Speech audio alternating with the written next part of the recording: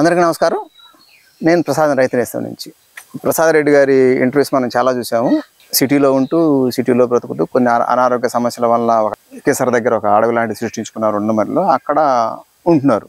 జనరల్గా ఏంటంటే మనం మహిళలు ప్రజెంట్ ఉన్న సొసైటీలో మహిళలు వ్యవసాయంలో పార్టిసిపేట్ చేయడం చాలా తక్కువగా ఉంటుంది. కొంతమంది మహిళలు అయితే అసలు 100 ఎకరాల పొలం ఉన్న పొలం వైపు చూడట్లేదు. కొంతమంది అయితే కొంచెం ఇండైరెక్ట్గా సరే మీరు చేసుకోండి అని చెబుతున్నారు. అలాంటి ఉన్న కండిషన్స్ ఉన్న ప్రజెంట్ సందర్భంలో ప్రసాద్ రెడ్డి గారి వైఫ్ చక్కగా ఆ పొలంలో అడవిలోనే, పొలం అనే కంటే అడవని వచ్చింది, అడవిలోనే చెట్ల మధ్య ఇల్లు ఉంది. ఆ ఇల్లు చక్కగా జీవనాన్ని కొనసాగిస్తూ ప్రసాద్ రెడ్డి గారికి తన వంతు సహాయాన్ని అందిస్తున్నారు అని చెప్పారు. ప్రసాద్ రెడ్డి గారు నిజమా కాదో డైరెక్ట్గా అవనే కలిసి తెలుసుకున్నాం. నమస్కారం అమ్మా. ఏం పేరు మీ పేరు? ఈ అడవిలో ఉన్నారు, మీకు ఇష్టమేనమ్మా? మేము చూసాం కదా చాలా మంది సొసైటీలో వాళ్ళు వ్యవసాయం చేయాలనుకున్న పాపం వాళ్ళ ఇంట్లో ఆ మహిళలు ఇష్టం లేకపోవడం రాలేకపోతున్నారు. మీరు వచ్చేసేసి జనరల్గా చాలా ఇప్పుడున్న ప్రజెంట్ సొసైటీ ఎలా ఉందంటే వారానికి ఒక సినిమా చూడాలి, 10 రోజులకోసారి 15 రోజులకోసారి బయటకు వెళ్ళి తినాలి, అలా ఉంది ప్రజెంట్ సొసైటీ. మరి మీకు అలా అనిపించట్లేదా? ఏం లేదు, అలా ఏం లేదు. అవన్నీ వదులుకొని ఆరోగ్యం కోసం అవి వదులుకుంటేనే ఆరోగ్యం వస్తుంది కదా. మెయిన్ ఇప్పుడు ఆరోగ్యం సమస్య చాలా ఉంది కదా. మీరు ఎలాంటి అనారోగ్య సమస్యలు ఎదుర్కొన్నారమ్మా దీని రాకముందు? నేను మామూలుగా డస్ట్ ఎలర్జీ అవన్నీ ఉండేది. నాకు కొంచెం డస్ట్ లో తిరిగినా కానీ కొంచెం సైనస్ బాగా వచ్చేసేది. ఇప్పుడు అవన్నీ ఏం లేదు. ఎంత చేస్తానో వర్క్ అంత ఏం లేదు. ఏం చదువుకున్నారా మీరు? నేను ఇంటర్ చదువుకున్నాను. ఇక్కడికి వచ్చిన తర్వాత ఎలాంటి అనారోగ్య సమస్యలు రాలేదు మీకు? రాలేదు అసలు. ఓకే. మీరు ప్రసాద్ రెడ్డి గారికి ఇక్కడ ఏమేమి హెల్ప్ చేస్తారు? మీరు ఏ పొలంలో ఏమేమి హెల్ప్ చేస్తారు? పాలు పిండేటప్పుడు చేస్తాను. ఓకే. అంటే స్టార్టింగ్ టు ఎండింగ్ ఉంటాను, మధ్యలో వస్తాను. ఓకే. అంతా ఆయనంతా చేయలేకపోయినా ఏదో ఉడతావర్తగా చేస్తాను కొద్దిగా.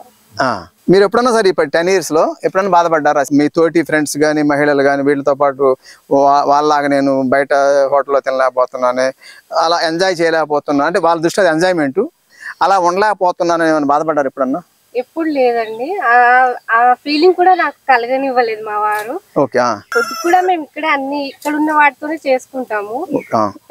ఎంజాయ్ అంటున్నారు. మేము ఈవినింగ్స్ అలా చేసుకొని ఇష్టమైనవి చేసుకొని తోటలో ఫ్రెష్ గా తెంపుకొని అప్పటికప్పుడు చేసుకొని వెన్నెల్లో కూర్చొని తింటాం అనమాట. వాస్తవంగా మీరు చెప్పినది రియల్ ఎంజాయ్మెంట్. వెన్నెల్లో తింటున్నారు అన్నారు కదా, అంతకంటే ఎంజాయ్మెంట్ అయితే ఉండదు. ప్లస్ ఇప్పుడు మీ స్నేహితులు ఉన్నారు, ఇంటర్మీడియట్ ఎక్కడ చదివారా మీరు? ఈసీఎల్ అంటే సిటీలో చదివారు. మీ తోటి స్నేహితులు ఉంటారు కదా, వాళ్ళు వస్తుంటారు ఇక్కడికి? వస్తారు సార్, వీకెండ్స్ లో వస్తారు. ఎప్పుడు పిలిచినా వచ్చేస్తారు. వాళ్ళు కూడా వచ్చి చేస్తారు. వచ్చి మా వంతు సాయం మేము కూడా చేస్తాము నేచర్ కి అని వచ్చి చేస్తారు వాళ్ళు కూడా. మేము కూడా ఇలా బతకాలి, ఇదే హ్యాపీ అని అన్న వాళ్ళు ఉన్నారా? ఉన్నారు సార్. సో మెజారిటీ ఇలా బతకాలన్నారు. మీకు హ్యాపీ అనిపించింది కదా? చాలా హ్యాపీగా అనిపించింది. ఓకే, వెరీ గుడ్ వనజ గారు. మీలాంటి వాళ్ళ సపోర్ట్ వల్లనే ప్రసాద్ రెడ్డి గారు లాంటి ఆశయం గల వాళ్ళు ఆశయంతో ముందుకు వెళ్ళగలుగుతారు. ఎందుకంటే మహిళలు ఇంట్లో గృహిణులు సపోర్ట్ చేయండి ఎవరు కూడా ముందుకు వెళ్ళలేరు. చాలా మంది పాపం మహిళలు సపోర్ట్ చేయలేకపోవటం వల్ల వెనకంజ వేస్తున్నారు. కానీ ప్రసాద్ రెడ్డి గారి ఆశయాన్ని నెరవేర్చడంలో మీ వంతు పాత్రను సక్రమంగా పోషిస్తున్నందుకు థ్యాంక్ యూ అమ్మా. Thank you. ధన్యవాదాలు. ఈ వీడియో మీకు నచ్చితే లైక్ చేయండి, ఇతరులకు షేర్ చేయండి. వీడియోపై మీ అభిప్రాయాన్ని కామెంట్ రూపంలో తెలపండి.